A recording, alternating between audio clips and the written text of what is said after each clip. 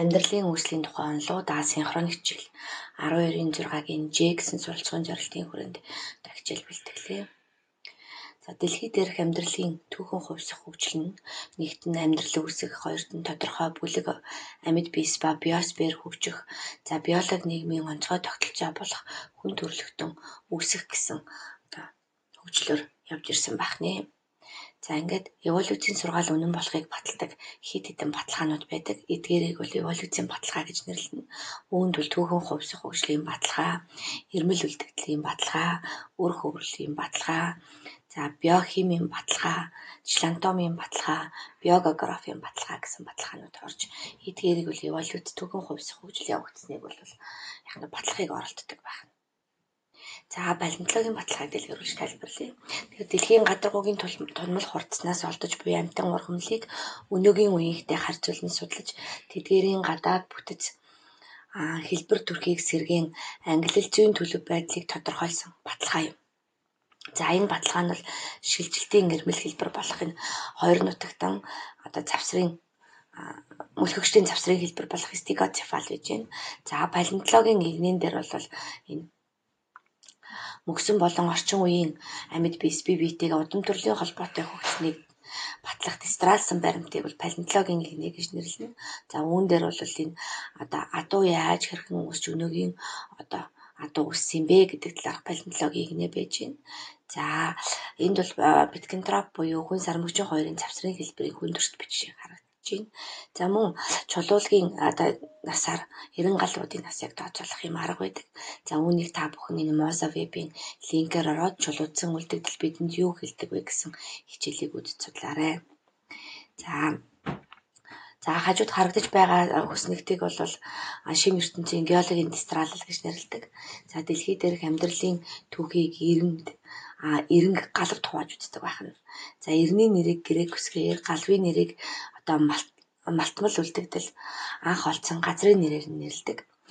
Ингээд уулын чулуулгийн насыг бол цацраг идэвхт бодисын задралын бүтээгдэхүүний хэмжээгээр тооцоолдог бөгөөд 100 сая жилд 1 кг ураанаас 13 г хар туглаг, 2 г гелий үүсч 985 г уран үлддэг байна. Ингээд чулуулгийн үе давхаргадах эрмлүүд нь тэдгээрийн зөвхөн үүссэн дарааллыг л харуулдаг байна. Ингээд архин эрнээс ахуулаад хамгийн сүүлийн Канезоин нэрэнд ямар амьд биеуд үүссэн бэ гэдгийг зураг дээрээс хүснэгтэн дээрээс харуулсан байна. Биогеографийн баталгаа бол сүүлийн 1.5 турбам жилд бол дэлхий 3 удаа нэгдэж супер твүүд үүсч дараа нь задарч байсан гэж үздэг байна. Тэгээд эдгээр нь бол твүүдийн хавтангийн доорх мантийн хөдөлгөөнөөр шилждэг бөгөөд 250 сая жилийн өмнө бол Пангей супер төв бүрэлдээд 200 сая жилийн өмнөөс салсан гэж үздэг байна. Эдгээрийн твүүдийн шилжилтээр уур амьсгал, организмын амьдрах орчин өөрчлөгдөж зарим зүйл мөхөх шинэ нутаг шилжих цохилдсон байдаг байна. Твүүд задрахад хоорондоо холбоотой бүс нутгууд тусгаарлагдсан, тэнд байсан ургамал амьтан тусгаарлагдсан шинэ зүйлүүд үүссэн гэж үздэг байна. Члантомийн баталгаан дээр бол гомлог эрхтний баталгаа, урдмент эрхтний баталгаа, аналог эрхтний баталгаа, атофизм, шилжилтийн хэлбэр гэсэн эдгээр хэлбэрүүд бол члантомийн баталгаанд орно. Үр хөврөлийн баталгаа гэдэг бол сээр нуруудан амьтдын үр хөврөл нь хөврөлийн хөгжлийнхөө эхний үед хоорондоо маш төстэй байдаг. Жишээлх юм бол биеийн хэлбэр, мөчдийн үүсвэр, заламгаан сөв, мөч, мөгөөрсөн нум, нугалам, цусны нэг эргэлттэй зэрэг бүх сээр нуруудан амьтдыг ерөнхий гарал үүсэлтийг харуулдаг болохыг баталдаг баталгаа гэлнэ. Биохимийн баталгаа нь бол нуклеин хүчил буюу ДНХ, РНХ нь ижил бүтэц нуклеотидын дараалал, генетикийн код, митохондрийн ДНХ, уургийн бүтцийг судалж бол биохимийн баталгаагаараа ижил төстэй байсныг бол баталдаг байна.